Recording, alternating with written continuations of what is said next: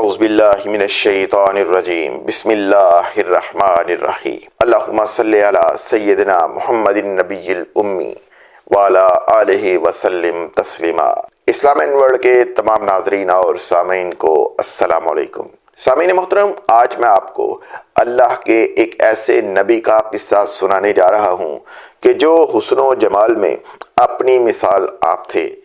آپ صلی اللہ علیہ وآلہ وسلم یعنی ہمارے آقا حضرت محمد مصطفیٰ صلی اللہ علیہ وآلہ وسلم جب معراج پر اللہ سے ملاقات کے لیے گئے تو راستے میں اللہ کے اس نبی علیہ السلام سے ملاقات ہوئی تو آپ صلی اللہ علیہ وآلہ وسلم نے ان کے بارے میں فرمایا کہ جیسے پورے عالم کے حسن و جمال میں سے آدھا حسن اللہ پاک نے اپنے اس نبی علیہ السلام کو عطا فرمایا ہے۔ آپ کے بھائی آپ کو قدر کی نگاہ سے نہیں دیکھتے تھے کیونکہ آپ کے والد آپ کو آپ کے بھائیوں سے زیادہ پیار کرتے تھے، اس لیے آپ کے بھائی آپ کو قتل کرنا چاہتے تھے اور آپ کے بھائیوں نے آپ کے والد سے دور کرنے کے لیے کنویں میں آپ کو پھینک دیا۔ قرآن پاک میں ایک پوری سورت آپ کے نام پر ہے۔ اللہ تعالیٰ نے آپ علیہ السلام پر ایسی مہربانی فرمائی کہ آپ والی مصر بنے۔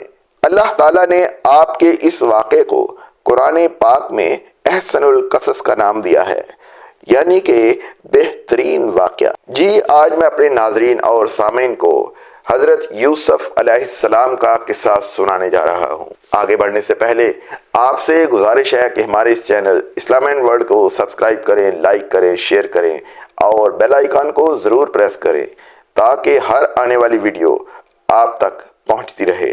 حضرت یوسف علیہ السلام حضرت یعقوب علیہ السلام کے بیٹے، حضرت اسحاق علیہ السلام کے پوتے اور حضرت ابراہیم علیہ السلام کے پڑپوتے ہیں۔ والدہ راحیل حضرت یوسف علیہ السلام کے چھوٹے بھائی بنیامین کی پیدائش کے وقت انتقال کر گئی تھیں۔ یوں تو اللہ تعالیٰ نے حضرت یعقوب علیہ السلام کو 12 بیٹوں سے نوازا تھا، لیکن راحیل کے بطن سے صرف 2 بیٹے یوسف علیہ السلام اور بنیامین ہی پیدا ہوئے۔ حضرت یوسف علیہ السلام بھی اپنی والدہ کی طرح حسن و جمال میں لاسانی تھے۔ والد کو ان سے بے حد محبت تھی اور وہ انہیں خود سے جدا نہیں کرتے تھے۔ حضرت یعقوب علیہ السلام کی چہیتی بیوی راحیل نے بھی ان کے لیے خصوصی وصیت کی تھی۔ اب یہ بن ماں کے بھی تھے اور 10 سوتیلے بھائیوں سے چھوٹے بھی۔ پھر شدید قربت اور محبت کا ایک سبب یہ بھی تھا کہ حضرت یعقوب علیہ السلام نے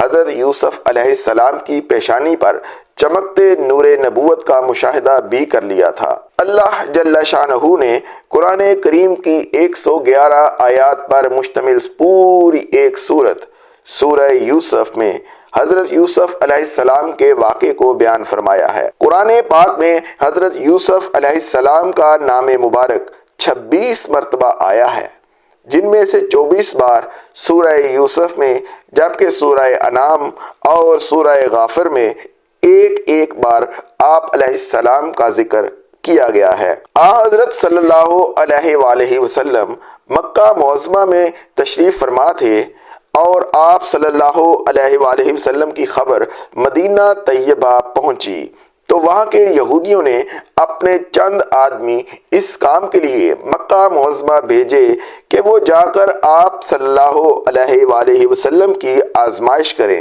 انہوں نے مبہم انداز میں سوال کیا، اگر آپ صلی اللہ علیہ وآلہ وسلم سچے نبی ہیں تو ذرا یہ بتلائیے کہ وہ کون سے پیغمبر تھے جن کا ایک بیٹا ملک شام سے مصر لے جایا گیا اور باپ ان کے غم میں روتے روتے نابینا ہو گئے۔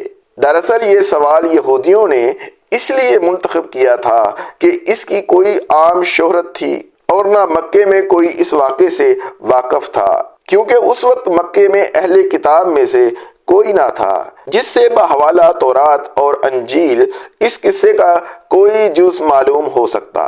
ان کے سوال پر پوری سورہ یوسف نازل ہوئی، جس میں حضرت یعقوب علیہ السلام اور حضرت یوسف علیہ السلام کا پورا واقعہ مذکور ہے اور اتنی تفصیل کے ساتھ مذکور ہے کہ تورات اور انجیل میں بھی اتنی تفصیل نہیں۔ اس لیے اس کا بیان کرنا حضرت صلی اللہ علیہ وآلہ وسلم کا کھلا معجزہ تھا۔ حضرت یوسف علیہ السلام ابھی سن بلوغت کو بھی نہ پہنچے تھے کہ انہوں نے ایک خواب دیکھا جس کا اپنے والد سے یوں ذکر کیا: اے ابا جان، میں نے 11 ستاروں، سورج اور چاند کو دیکھا کہ وہ مجھے سجدہ کر رہے ہیں۔ حضرت یعقوب علیہ السلام نے جب بیٹے کا خواب سنا تو سمجھ گئے کہ یہ بڑے ہو کر اللہ تعالیٰ کی جانب سے ایک عظیم منصب پر فائز ہوں گے۔ اس لیے انہیں اندیشہ تھا کہ یوسف علیہ السلام کے سوتیلے بھائی ان کی عظمت کا اندازہ لگا کر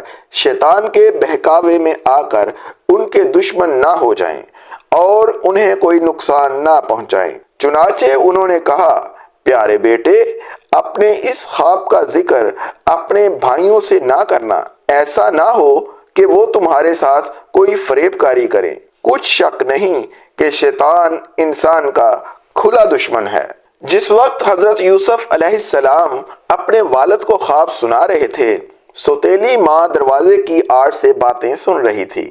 جب سوتیلے بیٹے گھر آئے تو اس نے یہ بات ان کے گوش گزار کر دی۔ وہ ویسے بھی حضرت یوسف علیہ السلام سے حسد کرتے تھے، لہٰذا اس واقعے نے جلتی پر تیل کا کام کیا۔ انہیں یہ کسی طور گوارا نہ تھا کہ ان کا سوتیلا چھوٹا بھائی شان و رتبے میں ان سے آگے بڑھ جائے، لہٰذا ان سب نے حضرت یوسف علیہ السلام کو والد سے جدا کرنے کا فیصلہ کر لیا۔ انہوں نے آپس میں کہا کہ یوسف علیہ السلام کو مار ڈالو یا اسے کسی ملک میں پھینک آؤ، پھر ابا کی توجہ صرف تمہاری طرف ہو جائے گی اور اس کے بعد تم اچھی حالت میں ہو جاؤ گے۔ ان میں سے ایک نے کہا کہ یوسف علیہ السلام کو قتل تو نہ کرو بلکہ کسی اندھے کنویں میں ڈالاؤ تاکہ کوئی آتا جاتا قافلہ اسے نکال کر لے جائے۔ اگر تم کو کچھ کرنا ہی ہے تو یوں کرو۔ کنویں میں ڈالنے کی تجویز بڑے سوتیلے بھائی یہودا نے دی تھی۔ اگلے دن 10 بھائی والد کی خدمت میں حاضر ہوئے اور کہا: ابا جان، آخر آپ علیہ السلام یوسف علیہ السلام کے بارے میں ہم پر اعتماد کیوں نہیں کرتے؟ ہم تو ان کے خیر خواہ ہیں۔ کل آپ علیہ السلام اسے ضرور ہمارے ساتھ بھیج دیجئے کہ خوب کھائے پیے اور کھیلے۔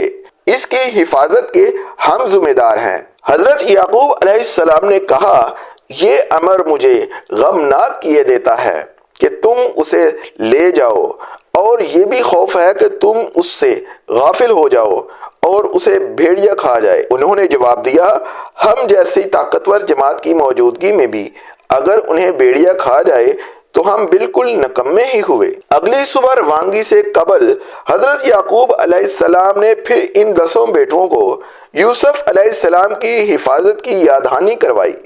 حضرت یعقوب علیہ السلام کافی دور تک ان کے ساتھ گئے۔ جب تک والد ساتھ رہے وہ بھائی کو گود میں اٹھائے رہے، لیکن جیسے ہی وہ نظروں سے دور ہوئے انہوں نے یوسف علیہ السلام کو گود سے نیچے پھینک کر مار پیٹ شروع کر دی۔ ان سب کے دل پتھر ہو چکے تھے۔ ایسے میں ایک بار پھر بڑے بھائی یہودا کے دل میں رحم آیا۔ اس طرح اس بچے کو ضائع نہ کرو، یہاں قریب ہی ایک کنواں ہے، اس میں ڈال دو۔ اگر کسی سانپ وغیرہ نے ڈس لیا تو یہ مر جائے گا، اور اگر یہ زندہ رہا تو شاید کوئی بھولا بھسرا قافلہ یہاں آ جائے اور اسے اپنے ساتھ لے جائے۔ اس طرح تمہارا مقصد پورا ہو جائے گا۔ یہودا کی بات سے سب نے اتفاق کیا۔ قرآن پاک میں اس طرح بیان کیا گیا ہے: پھر جب وہ اس کو لے کر چلے اور سب نے مل کر ٹھان لیا کہ اسے غیر آباد گہرے کنویں کی تہ میں پھینک دیں، تو ہم نے یوسف علیہ السلام کی طرف وحی بھیجی کہ یقیناً ایک وقت ایسا آئے گا تم ان کو ان کے اس سلوک سے آگاہ کرو گے اور وہ تجھے نہ پہچانیں گے۔ اس وقت حضرت یوسف علیہ السلام کی عمر 7 سال تھی۔ جس وقت یوسف علیہ السلام کو کنویں میں ڈالا گیا وہ نابالغ بچے تھے۔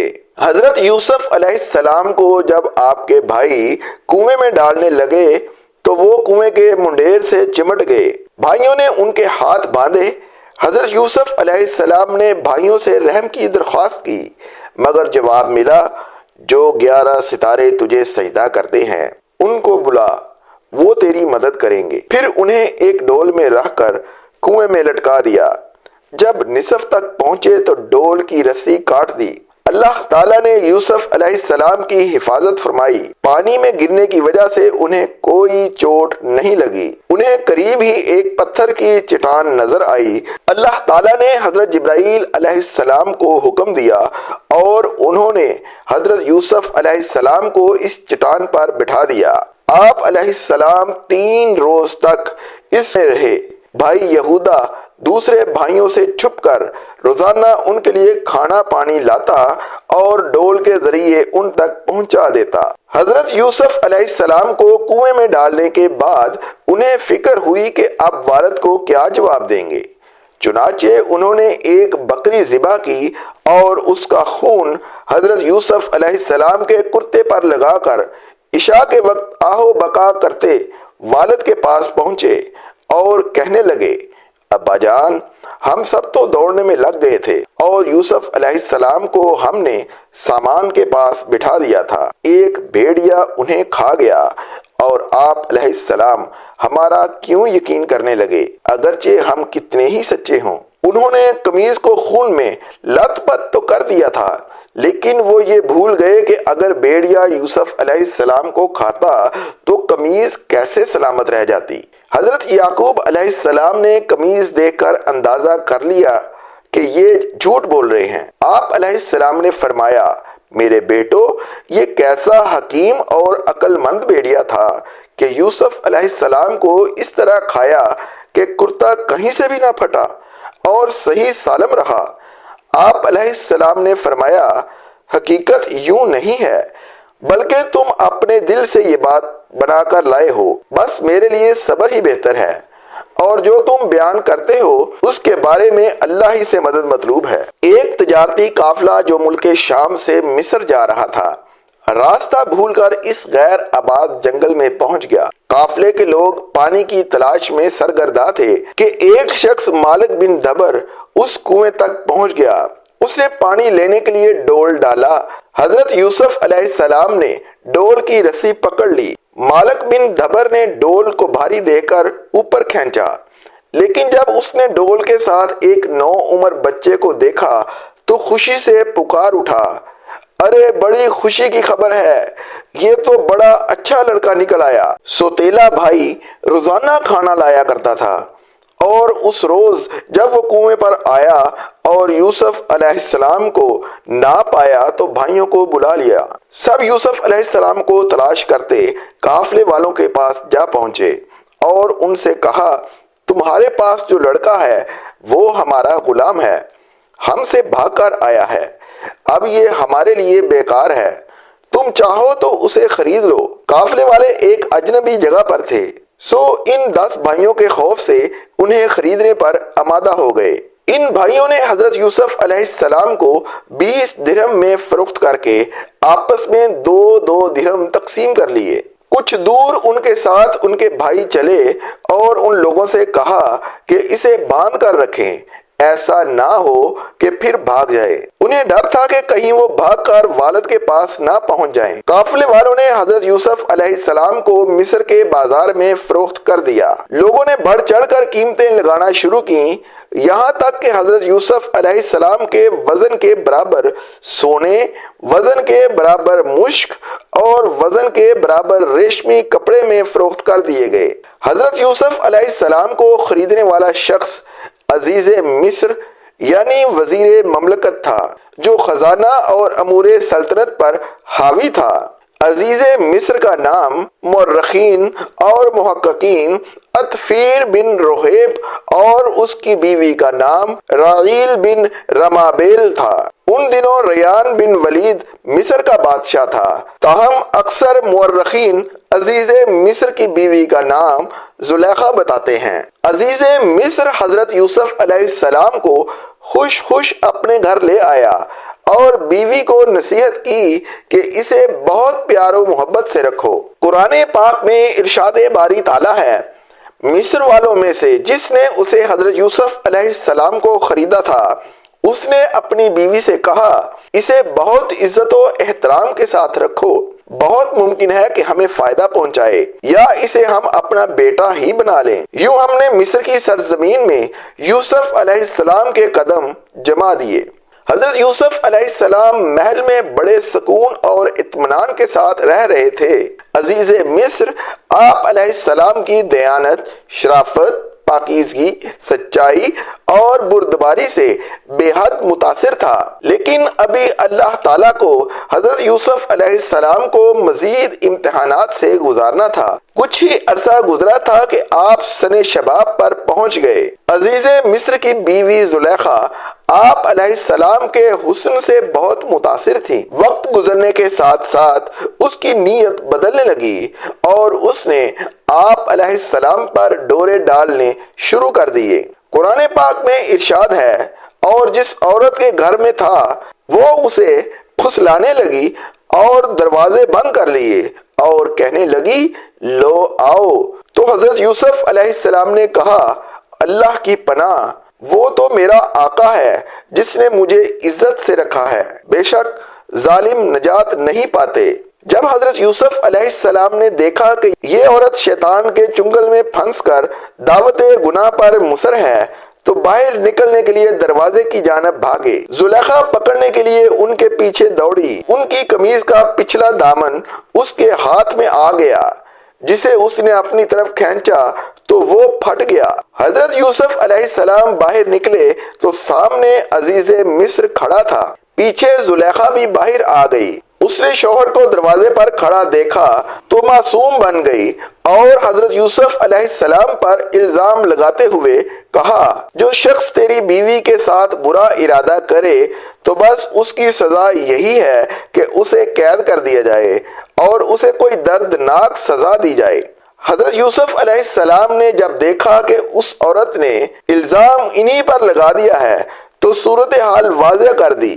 بولے یہی مجھے اپنی نفسانی خواہش پورا کرنے پر مجبور کر رہی تھی۔ عزیز مصر کے سامنے ایک طرف بیوی تھی جو حضرت یوسف علیہ السلام پر بدکاری کا الزام لگا رہی تھی، تو دوسری طرف حضرت یوسف علیہ السلام تھے کہ جن کی شرافت، پاکیزگی، صداقت اور سچائی مسلمہ تھی۔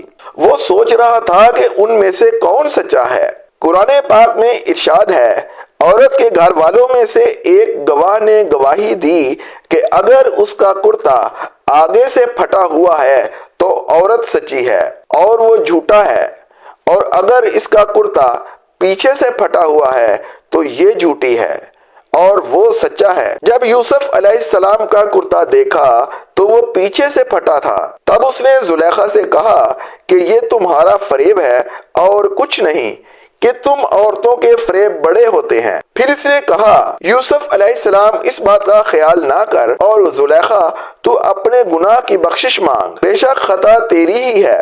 یہاں پر ایک دودھ پیتے بچے کا ذکر بھی آیا ہے جسے اللہ تعالیٰ نے گویائی عطا فرمائی اور اس نے عزیز مصر کو یہ حکیمانہ مشورہ دیا جس میں حضرت یوسف علیہ السلام کی بے گناہی ثابت ہوئی۔ یہ واقعہ دربار خاص سے ہوتا ہوا شہر کی خواتین تک میں عام ہو گیا۔ انہوں نے زلیخا کو بدنام اور اسے لعن طعن کرنا شروع کر دیا، جس کا ذکر قرآن کریم میں یوں کیا گیا ہے، اور عورتوں نے شہر میں چرچا کیا کہ عزیز کی عورت اپنے غلام کو چاہتی ہے، اس کی محبت میں فریفتہ ہو گئی ہے، ہم تو اسے سری غلطی پر دیکھتے ہیں۔ زلیخا جب ان عورتوں کے تن سے تنگ آ گئی تو اس نے ان عورتوں کو اپنے گھر کھانے پر مدعو کیا۔ پھر جب سب خواتین کھانے کی دعوت پر آ گئیں تو اس نے ان میں سے ہر ایک کو پھل تراشنے کے لیے ایک ایک چھری دی اور پھر یوسف علیہ السلام سے کہا کہ ان کے سامنے چلے آؤ۔ ان عورتوں نے جب حضرت یوسف علیہ السلام کے حسن و جمال کو دیکھا تو ایسی مدہوش ہوئیں کہ پھل تراشنے کی بجائے اپنے ہاتھ کاٹ لیے اور بے اختیار بول اٹھیں سبحان اللہ، یہ انسان ہرگز نہیں، یہ تو یقیناً کوئی بہت بزرگ فرشتہ ہے۔ جب زلیخا نے دیکھا کہ یہ عورتیں تو یوسف علیہ السلام کے جلوہ حسن سے مبہوت و مدہوش ہو گئی ہیں تو اس نے کہا یہی وہ غلام ہے جس کے بارے میں تم مجھ پر لعنت ملامت کر رہی تھی۔ میں نے تو ہر چند اس سے اپنا مطلب حاصل کرنا چاہا، لیکن اس نے اپنے آپ کو روک لیا، اور جو کچھ میں کہہ رہی ہوں، اگر یہ وہ کام نہ کرے گا تو قید کر دیا جائے گا اور رسوا ہوگا۔ اس واقعے کے بعد وہ عورتیں بھی زلیخا کی ہم نوا ہو کر اس کی تائید و حمایت کرنے لگیں، جس کی بنا پر زلیخا مزید نڈر ہو گئیں۔ تو آپ علیہ السلام نے اپنے رب سے التجا کی، اے میرے پروردگار، جس کام کی طرف یہ مجھے بلاتی ہیں اس کی نسبت مجھے قید پسند ہے، اور اگر تو مجھ سے ان کے فریب کو نہ ہٹائے گا تو میں ان کی طرف مائل ہو جاؤں گا اور نادانوں میں داخل ہو جاؤں گا۔